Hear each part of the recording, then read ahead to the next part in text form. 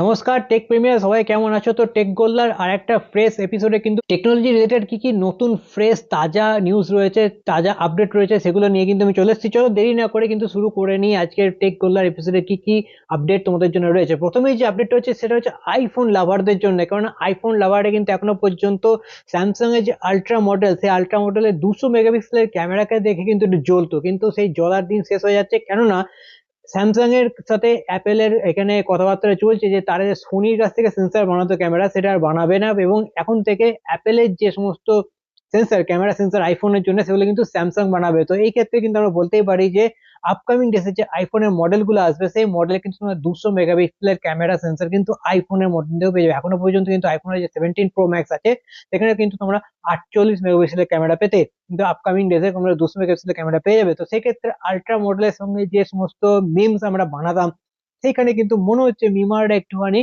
এই ব্যাপারে তারা আর পারবে না। তো আইফোনও কিন্তু নেক্সট লেভেলের ক্যামেরা কিন্তু আপকামিং ডেজে দিতে পারে। নেক্সট আপডেট হচ্ছে স্যামসাং এর কিন্তু আরেকটা ভালো খবর, কারণ কোয়ালকম যে সমস্ত স্ন্যাপড্রাগনের প্রসেসর বানাতো, সেটা টিএসএমই তরফ থেকে, এবং আপকামিং ডেসে যে 2nm এর যে প্রসেসর গুলো আসবে, সেগুলোর জন্য কিন্তু স্যামসাং কে বলছে ভাই তোমরা বানাও, আমাদের যে কোয়ালকম স্ন্যাপড্রাগনের প্রসেসর রয়েছে সেগুলো তোমরা বানাও। কি হচ্ছে, স্যামসাং কি করছে, তাদের যে 2nm প্রসেসর যেটা এক্সিনোসে রয়েছে, সেই এক্সিনোসে কিন্তু অনেক ভালো কাজ করেছে। তো সেটা থেকে মনে হচ্ছে কোয়ালকম কিন্তু এক্ষেত্রে ইমপ্রেস হয়ে গেছে, এবং তাই জন্য 2mm যে সমস্ত চিপ গুলো আছে সেগুলো স্যামসাং কে দিয়ে বানানোর চেষ্টা করছে। তো দেখা যাক আপকামিং ডেজে যে স্ন্যাপড্রাগনের প্রসেসরের যে কোয়ালিটি আমরা এখনো পর্যন্ত পেয়ে থাকতাম, সেটা স্যামসাং বানানোর পরে কতটা ভালো থাকে এবং কতটা ইমপ্রুভ স্যামসাং করেছে, সেটা আমাদের কিন্তু দেখার। এবং এক্সিনোসের 2mm প্রসেসর কিন্তু আপকামিং ডেজে আসছে, আর সেটা হয়তো আমরা S26 এর যে আপডেট থাকবে, যে ফোন থাকবে, তাতে হয়তো আমরা অবশ্যই দেখতে পাবো।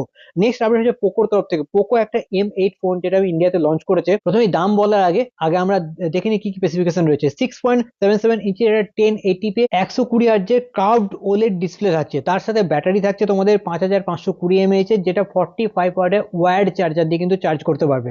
তার সাথে থাকছে স্টিরিও স্পিকার, অর্থাৎ দুখানা স্পিকারে কিন্তু তোমরা সাউন্ড আসবে।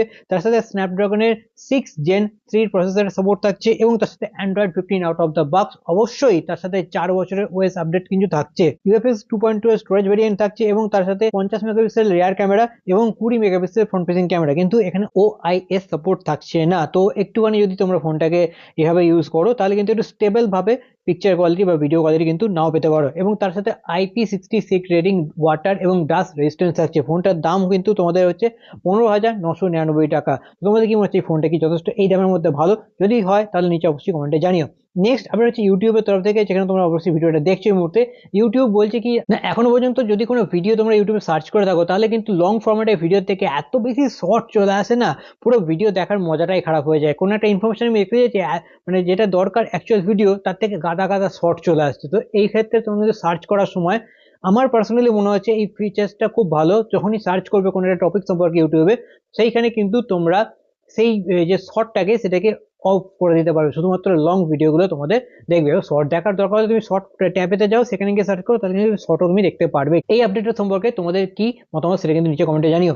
এরপরে আপডেট হচ্ছে বিএসএনএল তরফ থেকে। আমাদের প্রিয় বিএসএনএল 3G কিন্তু প্যান ইন্ডিয়া অফ করে দিয়েছে। তার সাথে কি করছে না, প্যান ইন্ডিয়া একটা ভালো জিনিস করেছে, যেটা হচ্ছে ওয়াইফাই কলিং এনেবল করে দিয়েছে। অর্থাৎ কি হচ্ছে না, তুমি প্যান ইন্ডিয়া যেখানেই যাও, তোমার যদি ওয়াইফাই থাকে, বিএসএনএল নেটওয়ার্ক থাকুক না ছাই থাকুক, কি যে কোনো কিছু অসুবিধা নেই, তুমি কলিং এবং এসএমএস কিন্তু করতে পারবে। এবং যেহেতু ওয়াইফাই এর মতো কলটা কানেক্ট হবে, সেক্ষেত্রে কিন্তু তোমাদের কল যে এক্সপিরিয়েন্স, পুরো এইচডি কোয়ালিটি কল কিন্তু তোমরা এখানে এক্সপিরিয়েন্স করতে পারবে।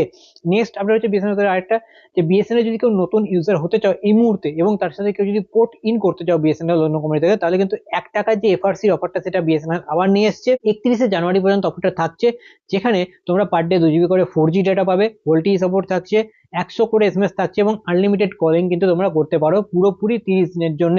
তো আজকের টেক গোল এপিসোডে এইটুকু আপডেট দেওয়া ছিল। যদি ভিডিওটা ভালো লাগে, কি করতে হবে, অবশ্যই চ্যানেলটাকে সাবস্ক্রাইব করে নিতে হবে। দেখা হচ্ছে আবার একটা নতুন ভিডিওতে, ততক্ষণ ভালো থেকো, চলো tata.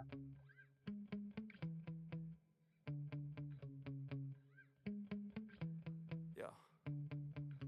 Sometimes I get so mad, there's no controlling me. My thoughts get so bad, I'm like, I might grab a bat, I don't know, my rap